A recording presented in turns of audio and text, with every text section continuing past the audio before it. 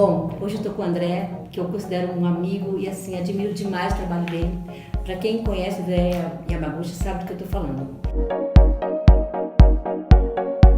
André, queria ver como é que você está vendo essa questão de investimento em pessoas, né? A gente está passando por uma transição ali no Brasil, mas como que você vê o empresariado pensando nessa questão de pessoas? Tá bom. Eu vejo algumas empresas que têm uma cultura, um foco em treinamento. Para essas, não aconteceram muitas mudanças. Elas continuam investindo em seus colaboradores. Existem algumas empresas que, por questão de orçamento, o mercado, etc., não apenas o brasileiro, dependendo se a empresa veio de outro país, aí sim a gente vê que teve uma mudança drástica na maneira de estruturar seus treinamentos ou não. Muitas empresas estão fazendo agora treinamentos internos. Sim. Então eles buscam facilitadores internos na organização para ministrar esses treinamentos, que é custo efetivo e a pessoa já tem todo o conhecimento. Elas só precisam ser treinadas, muitas delas, em como ministrar os treinamentos. E o que uma empresa ganha quando ela continua investindo em pessoas, mesmo por essa crise que está passando aí no Brasil?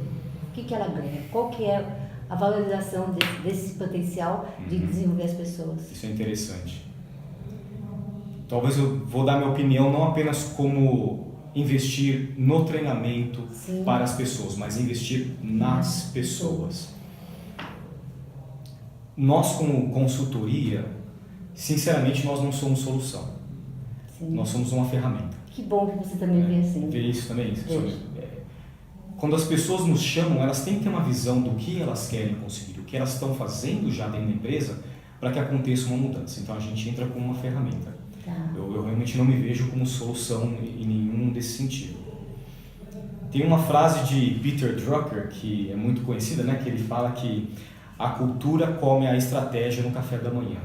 E é interessante isso, porque não interessa o quanto de estratégia você coloca na sua empresa, quanto treinamento você coloca, se você não nutre a cultura da empresa. E nutrir a cultura, muitas vezes, vão ser pequenas coisas, como, por exemplo, fez um treinamento aqui e vai ter um treinamento aqui, o que acontece nesse meio do caminho? Elas têm que saber exatamente quais são as pequenas coisas que vão ser inseridas entre um treinamento e outro para fomentar a cultura. Sim. O que eu vejo, então, talvez vou sair um pouco da palavra treinamento, mas as empresas que têm uma cultura de investir na pessoa, e vou falar mais, de se preocupar com a pessoa, essas veem um retorno do investimento. Sim. Eu costumo falar, né, que se você for fazer um treinamento aleatório só para promover um engajamento ou então alguma coisa voltada à motivação, é melhor você dar uma premiação, porque para mim acontece exatamente assim, é um processo, um treinamento só é como uma andorinha que não faz verão. Então eu concordo bastante nesse sentido com você, porque a gente precisa ter algo até linkado ao propósito da empresa, né? Legal. E eu entendo que nós somos profissionais de treinamentos aqui, mas já existem diversas pesquisas no mercado, como Daniel Pink, por exemplo, né? No Brasil, acho que a tradução é Motivação 3.0. Que ele fala, de ler esse livro legal, né? E ele fala que nós, para estarmos motivados, ele usa a palavra motivação, nós precisamos de autonomia, excelência e propósito. Sim. Será que a empresa te dá autonomia suficiente para você ser quem você é, fazer da maneira que você quer, quando você quer? O treinamento entra na busca de excelência, que é tornar a pessoa melhor. Ele diz que os bons profissionais eles querem ser referências naquilo que eles fazem. E uma outra parte, que é o propósito. Porque ele disse, quando foi em 2010, que daqui a alguns anos nós vamos ver nas organizações pessoas deixando a organização porque o propósito pessoal não bate com o propósito da organização. Então, na minha opinião, não é só investir em treinamento, mas é você investir no seu endomarketing, investir em criar uma cultura forte.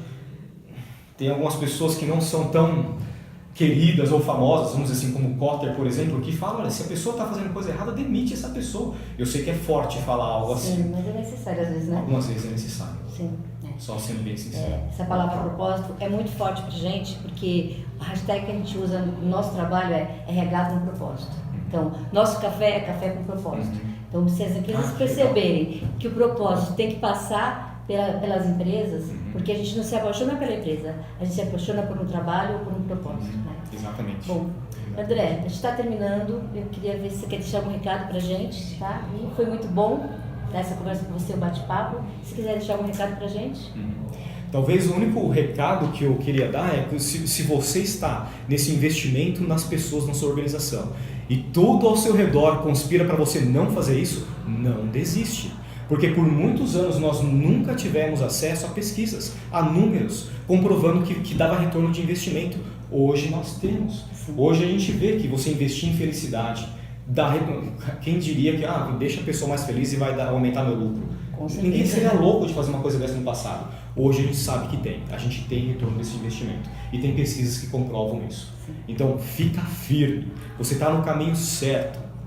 Vamos lá, vamos investir em pessoas, que é o melhor caminho para o sucesso. Obrigada. Isso aí.